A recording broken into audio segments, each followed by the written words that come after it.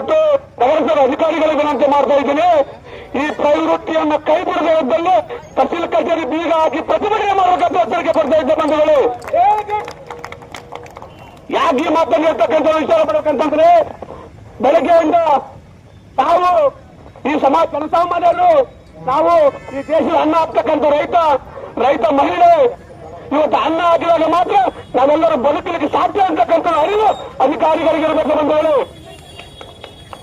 ಯಾಕಪ್ಪ ಈ ಮಾತನ್ನು ಹೇಳ್ತೀವಿ ಅಂತಂದ್ರೆ, ರಾತ್ರಿ 12 ಗಂಟೆ 1 ಗಂಟೆಗೆ ಮಹಿಳೆಯರು ಒಂದು ಅರಾಜಕ ಪರಿಸ್ಥಿತಿ ಭಾಗವಹಿಸಬೇಕಂತಂದ್ರೆ ಇಂತಹ ನೀಚ ಪ್ರವೃತ್ತಿಯನ್ನ ಮೊದಲು ದಲ್ಲಾಳಿಗಳು ಬಿಡಬೇಕು. ಯಾಕಪ್ಪ ನಾನೊಂದು ಮಾತು ಹೇಳ್ತೀನಿ, ಒಂದು ಕಟ್ಟಡ ವಿಚಾರ ಮಾಡಬೇಕಂತ ಇಲ್ಲಿ ಕುಂದಿರ್ತಕ್ಕಂಥ ತಾಯಂದಿರು 12-1 ಗಂಟೆಗೆ ಬಂದು ಇವತ್ತು ದಲ್ಲಾಳಿಗಳಲ್ಲಿ ಬಂದು ಹರಾಜು ಭಾಗವಹಿಸಬೇಕಂತಂದ್ರೆ ನಿಮ್ಮದೇ ಹೆಸರು ಕರ್ಕೊಂಡ್ಬರ್ರಿ ಗೊತ್ತಾದ್ರೆ 12-1 ಗಂಟೆಗೆ ಅವ್ರ ಪರಿಸ್ಥಿತಿ ಅಂತ. ರಾತ್ರಿ 1 ಗಂಟೆಗೆ ನಿಮ್ಮ ಮನೆ ಹೆಣ್ಮಕ್ಳು ಕರ್ಕೊಂಡ್ಬಂದು ಹರಾಜು ನಿಂತಿರ್ತದೆ. ಇನ್ನೊಬ್ಬ ಹೆಣ್ಮಕ್ಳು ಮರ್ಯಾದೆ ಅಂತಕ್ಕಂಥ ನಿಮ್ಗೆ ಅನುಭವ. ಅದಕ್ಕೆ ನಾನು ಒಂದೇ ಮಾತು ಹೇಳ್ಬೇಕಾಗ್ತದೆ, ಮಾನ್ಯ ತಹಸೀಲ್ದಾರ್ ಸಾಹೇಬರು ಮತ್ತು ನಗರಸಭೆ ಅಧಿಕಾರಿಗಳು ನಾವು ಸೇರಿರ್ತಕ್ಕಂಥ ಜನರು 1 ಗಂಟೆಗೆ ಬಂದು ಇವತ್ತು ದಲ್ಲಾಳಿಗಳಲ್ಲಿ ಬಂದು ಹರಾಜು ಭಾಗವಹಿಸಬೇಕಂತಂದ್ರೆ ನಿಮ್ಮದೇ ಹೆಸರು ಕರ್ಕೊಂಡ್ಬರ್ರಿ ಗೊತ್ತಾದ್ರೆ 12-1 ಗಂಟೆಗೆ ಅವ್ರ ಪರಿಸ್ಥಿತಿ ಅಂತ.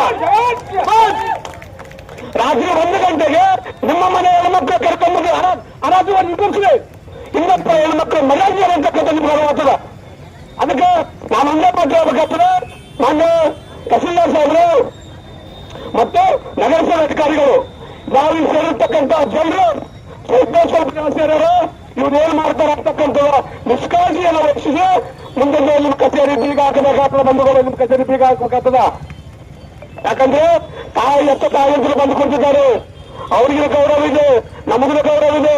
ನಮ್ಮ ಮನೆ ಹೆಣ್ಮಕ್ಳು ಅಷ್ಟೇ, ಸರ್ಕಾರಿ ಮಾಡುವಂತ ಹೆಣ್ಮಕ್ಳು ಅಷ್ಟೇ ಅಂತಕ್ಕಂಥ ಅರಿವು ಮನೆ ಅಧಿಕಾರಿಗಳಿರಬೇಕು. ಅಂದಾಗ ಈ ಭಾರತ ದೇಶಕ್ಕೆ ಸ್ವತಂತ್ರ ಬಂದು 80 ವರ್ಷ ಆದ್ರೂ ಇನ್ನ ಗುಲಾಮಗಿರಿ ಅನ್ನತಕ್ಕಂಥದ್ದು ಹೋಗಿಲ್ಲ. ಯಾಕಂತ ಅಂತಂದ್ರೆ ಈ ಗುಲಾಮಗಿರಿ ಪದ್ಧತಿಯನ್ನ ನಾವು ಅಧಿಕಾರಿಗಳು ಬಿಡಲೇಬೇಕು. ಅವ್ರ ಬಗ್ಗೆ ಕಾಳಜಿ ವಹಿಸಬೇಕು. ಅವರು ನಿಮ್ಮ ಮನೆ ಹೆಣ್ಮಕ್ಳು, ಅವ್ರು ನಿಮ್ಮ ಅಕ್ಕ ತಂಗಿಯರು, ಅವ್ರು ನಿಮ್ಮ ತಾಯಿ ಅಂತಿರ್ತಕ್ಕಂಥ ಅರಿವು ನಿಮಗಿದ್ದಾಗ ಮಾತ್ರ ಸಮಾಜ ಬದಲಾವಣೆ ಆಗ ಸಾಧ್ಯ ಬಂಧುಗಳು.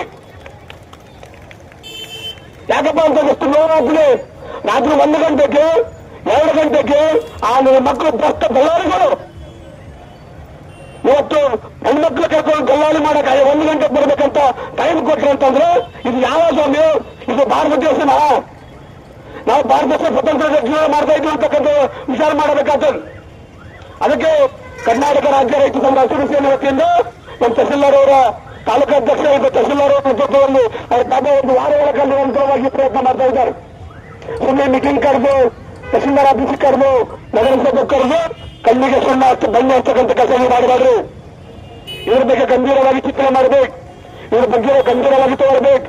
ಪಾಪ ತಾಯಂದಿರು ಎಷ್ಟು ನೋವಿಂದ ಬಂದು ಮುಂದೆ ಹೇಳ್ತಾರೆ ಅಂತಂದ್ರೆ ಅಲ್ಲಿ ಅರ್ಥ ಮಾಡ್ಕೊಳ್ತಕ್ಕಂಥ ಸೌಕರ್ಯ ಇಲ್ಲ ಅಂತಂದ್ರೆ ನಮ್ಗೆ ಯಾಕೆ ಬೇಕು ಅಧಿಕಾರ, ಯಾಕೆ ಬೇಕು ಸರ್ಕಾರ, ಯಾಕೆ ಬೇಕು ಪೊಲೀಸ್ ಕೊಂಡಾಗಿರು? ನಾ ಪೊಲೀಸ್ ಅಧಿಕಾರಿಗಳು ವಿನಂತಿ ಮಾಡ್ತೀನಿ, ಕೈ ಮುಗಿದು ನಾವೇನಾದ್ರೂ ಮಾತಾಡಿದ್ರೆ ನಮ್ಗೆ ಹೋಗುತ್ತೆ. ನಾವು ಪೊಲೀಸ್ ಇಲಾಖೆಯನ್ನ ಭಾರತ ದೇಶದ 2ನೇ ಯೋಗ ಅಂತ ಕರಿತೀವಿ ಬಂದರೆ ನಾವು 2ನೇ ಯೋಗ ಅಂತ ಕರಿತೀವಿ.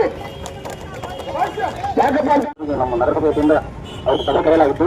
ಸಭೆಯಲ್ಲಿ ಕಟ್ಟಡ ಇಳುವರಿಯಿಂದ ಸ್ಟಾರ್ಟ್ ಮಾಡಿದಂತ ನಾವು ಆಲ್ರೆಡಿ ನಾವು ವಿಶೇಷ ಕೊಟ್ಟಿದ್ದೀವಿ, ಆಲ್ರೆಡಿ ಮಾಡ್ತೀವಿ ಅಂತಂದ್ರೆ ಅದೇ ರೀತಿಯಾಗಿ ಮತ್ತು ಇಲ್ಲಿ ಸರ್ಕಾರಿ ಇಕ್ಕಟ್ ಆಗಿರೋದ್ರಿಂದ ಜನಸಾಮಾನ್ಯರಿಗೆ ಏನಪ್ಪ ತೊಂದರೆ ಆಗೋದ್ರಿಂದ ಆಲ್ರೆಡಿ ಎಪಿಎಂಸಿಯಲ್ಲಿ ಏನಪ್ಪ ಕಟ್ಟಿದಂತ ಸರ್ಕಾರ ಸುವ್ಯವಸ್ಥೆಯಾಗಿ ಕಟ್ಟಿದಂತ ಎಪಿಎಂಸಿಗೆ ಕಳಂಕ ಮಾಡಲು ಅವ್ರಿಗೆ ಏನಪ್ಪ ಅಂತಂದ್ರೆ ಆದೇಶ ಮಾಡಿದ್ರು. ಈಗ ಅವರು